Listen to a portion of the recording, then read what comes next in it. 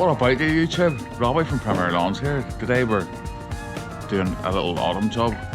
We're going to be putting this bark out into the beds. So stick around.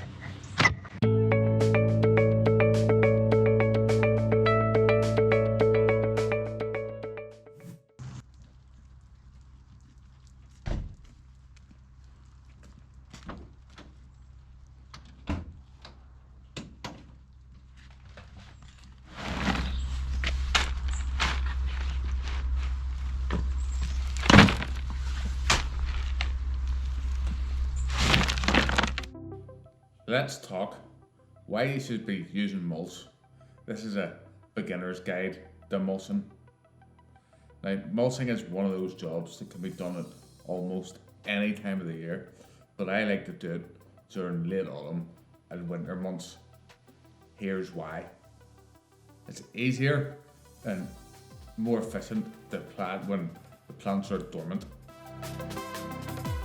Mulch protects the roots of perennial plants from frost, suppresses annual weed seeds, helps aerate the soil, provides overwintering habitat for essential worms and other animals that help improve your soil, gradually adds nutrients into the soil whenever it starts to break down.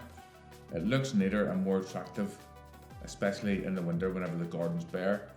It helps prepare the soil for a dry spring or summer, and lastly, it helps spread the garden workload throughout the year. In the spring and the summer, we're just flat out doing lawns, and I find late autumn time and early winter is a really good time to just get in there and get the beds tidy and look after that side of thing for customers. Where I tend to use the most mulch is in and around the bases of trees and the likes of this here, in shrub beds and perennial beds and borders, and in underneath hedges is also really good. So just talk a little bit about this little area here.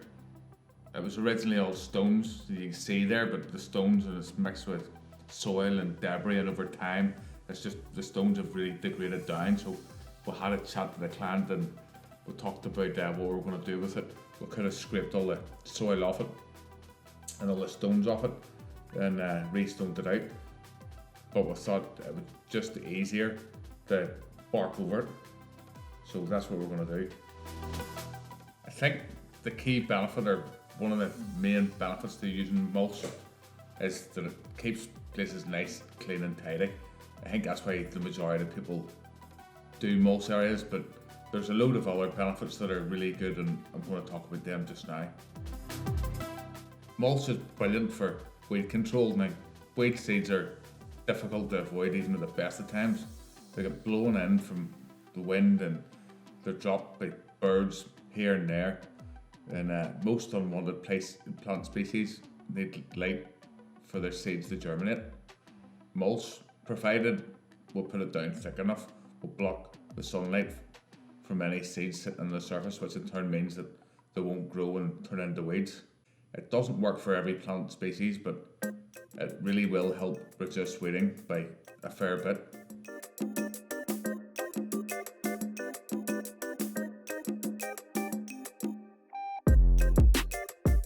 Mulch is fantastic as well, as it encourages worms, and guys, you know what worms do? They help with soil aerating. Do the same job as what you'll do with your garden fork, breaking up the soil structure, or whenever I go out with my lawn aerator that help aerate the soil. So whenever you put the mulch down, you're feeding the surface. Whenever you feed the surface, then that's whenever you get the benefit from the worms and the beetles coming in and helping you break down all that debris that's on the surface and aerate your lawn. Fantastic.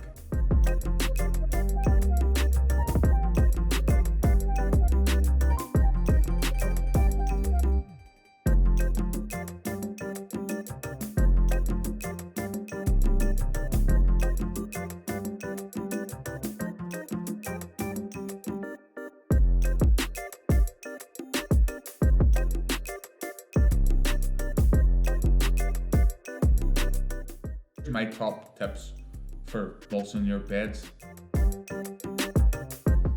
Working from the back of the border to the front, apply a 5 to 8 centimeter deep layer of mulch. Be careful not to mulch right up to existing plants. Always leave a 3 to 4 centimeter gap around tree trunks, stems and crowns of herbaceous plants. That little bit of ventilation is always vitally important. Make the mulch as deep as you can. It needs to block out all the light from the annual weed seeds, and just like your loft insulation, the thicker it is, the more good that it'll do. Each year, some of the mulch will be pulled down into the soil, and it's a good idea to always add a little bit extra on top to keep those benefits working for you. If you're enjoying this video, if you could give me a thumbs up, just smash that button down below and subscribe for more content like this.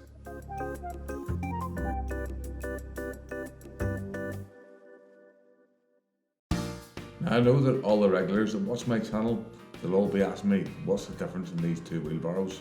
Well, the main difference is actually about £100. I'll put a link down in the description where you can buy one. They're actually about £150 to buy, whereas a normal wheelbarrow is what, 40 to 50. Now they're designed for landscapers and builders. They're built like an absolute tank compared to a normal wheelbarrow. They're reinforced plastic tires. There's nowhere on them for a rust. Complete overkill for what I do, but I just picked one up because I was interested in what they're like. Now I've left this one sitting outside for the last 2 years and there's not a spot of rust on it. So again guys, thanks very much for watching. If you're not a subscriber, hit the subscribe button down below. Just smash that button and I'll see you in the next video.